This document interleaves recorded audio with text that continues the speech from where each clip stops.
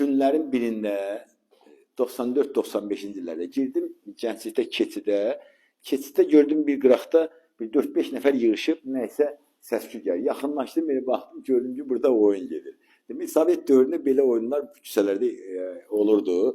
Demək, üsküy idi, sonra 3 kartla əlaqəli, növrələnmiş çöplərlə əlaqəli.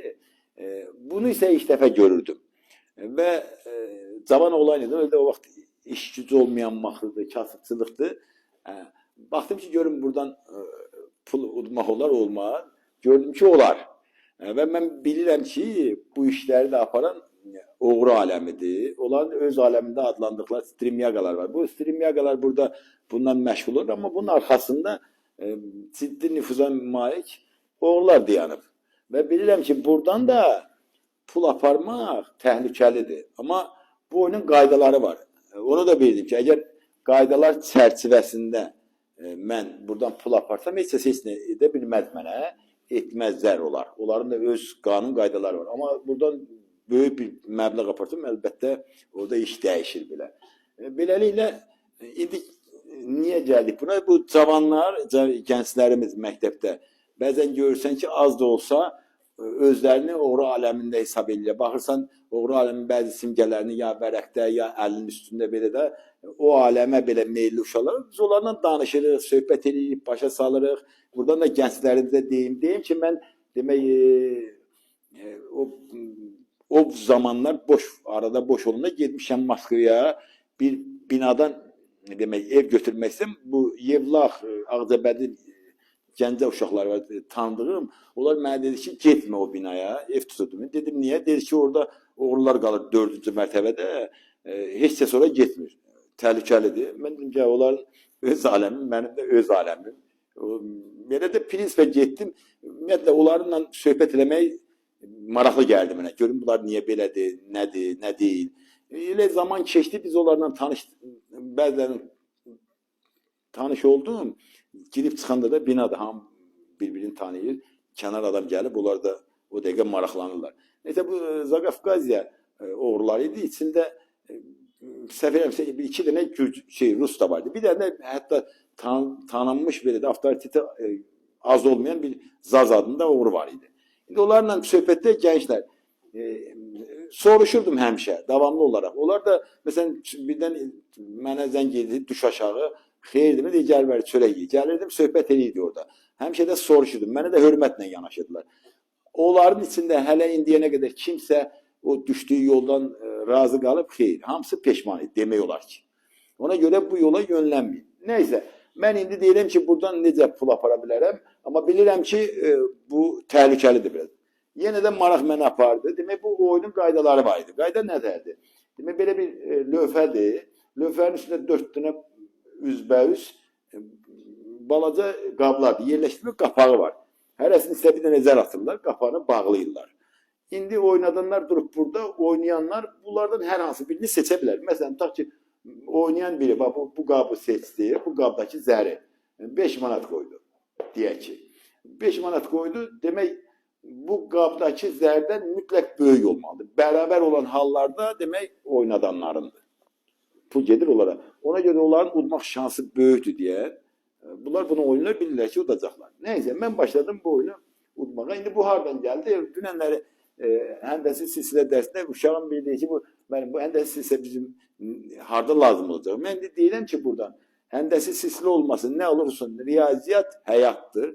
Həyatda riyaziyyatdır. Biləsiniz ki, istənilən sahədə, məsələn, ta ki, həndəsi silsilə sənə hansısa bir istehsalatda işləyəndə lazım olmaya bilər, yaxud bir bankda işləyəndə lazım olmaya bilər. Amma bunları öyrənərək sən riyazi təfəkkürünü neyinirsən, artırırsan və istənilən sahədə riyaziyyatı yaxşı bilən insan orada işləyən bütün insanlardan seçiləcək və həmişə öndə olacaq. Ona görə də riyaziyyatı oxumaq lazım. İndi belə bir həndəsində belə bir ardıcıllıq var. Hədləri 1-dir, 2-dir, 4-dür, 8-dir, 16-dır və s. Belə davam edir. İndi burada mən baxdım ki, buradan bu həndəsizsən, bu qanunundan istifadə və bu ardıcıllığın qanunlarından istifadə edərək olan mən buradan pul apara bilərəm. Nə idi bunun qanunu? Məsələn, bax bunları toplayıram. 1 ilə 2-ni toplayıram. Neçədir? 3. Bu 4-dən bir vahid kiçikdir. 1, 2, 4'ü toplayıram. Eləyir 7, 8'den bir vahid kiçikdir.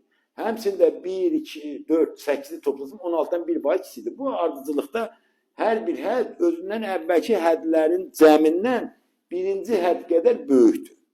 Və burada düşündüm ki, məsələn, mən gəlirdim buraya, tutaq ki, əvvəlcə belə deyək.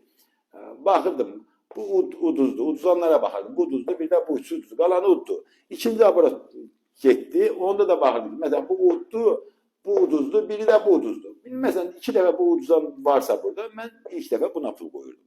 Necə qoydum? Məsələn, qoydum 1 manat. Uduzdum. İkinci yenə bura, həmin yerə qoydum 2 manat, yenə uduzdum. Sonra qoydum ta ki 4 manat, yenə uduzdum. İndi ta ki 8 manat qoyanda uddumsa, yəni bu davamlı uduzmaq yoxdur. Udmalısan da əslində 3-4 dəfə eyni zərin uduzma ehtimalı çox aşağıdır.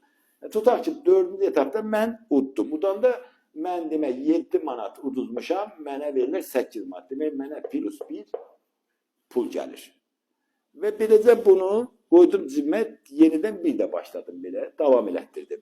1, 2, 3, gündəlik belə deyək də, simvolik olarak deyək, ta ki 10-15 manatını durarım deyək ki, eləmi? Çıxdım, getdim. Mən də cavan olan, amma bilirəm ki, bilsələr problem olar da. Amma iş güc olmadığından meyillərim, buradan da gənclərimə heç biriniz belə oyunlara yaxın getməyin. Demək, bu 1 ay çəkdi mi, 2 ay mı çəkdi bilmirəm. 2 ay çəkmədi, 1 aydan biraz çox olardı. Mən gündəlik olaraq demək gəlib gedirdim oraya. İndi burada da bunu oynadanlar heç, amma bunun arkasında bir oğru aləmində də, oğru aləmi deyəndə orada hamısı oxumayan, nə bilim küçədən, onların içində savadlı insanlar görmüşəm də hətta. Çox dərin zəkalı adamlar da var. İndi bunların da bir statistik məlumatları var da, tutaq ki, gənclik zonasında, bu bölgəsində xəstələr var, qumar xəstələri. Hansı ki, o qazandığı pulu evinə aparıb uşağına vermir, harada tapsın bir yerdə uduzsa, aparıb ora davamlı olaraq verəcək. Və bunlar gündəlik bilirlər ki, buranın xəstələr var da, burada gündəlik 200 manat tutaq ki, gəlir var idi. Baxırlar ki, bu gəlir nəysə dəyişib, azalıb, hara gedib. Yəqin ki, oradan biriləri deyib ki, nəzarət edin oradan kim pul aparır. Bu da onlar üçün, yəni onlara ləzzət eləmir, belə deyək, oğullara. Bu, baxırlar, görürlər ki, burada bir qarabala var, gəlir cavan olandı. Durur burada, yəqin ki, bir gün izləyiblər, deyiblər ki, burada biri var. Deyəsən odur, biri də nəzarət edilir. Görürlər ki, bu buradan xırda pul yığır. Aydındır. Və günlərin birində gördüm ki, demək, belə oynayıram belə, gördüm, burada kimsə əlim qoydu və döndüm, gördüm ki, bu tərəfdən. Döndüm bir yana, baxdım ki, bir belə simpatik olandı, bayağı o, məndən də çox ünlü, sportsmendir bir dənə. Mən də arıq bir cavan oğlanam. Əlim qoyduğuna deyir ki, mənə belə deyir ki, nə varsa nə burada?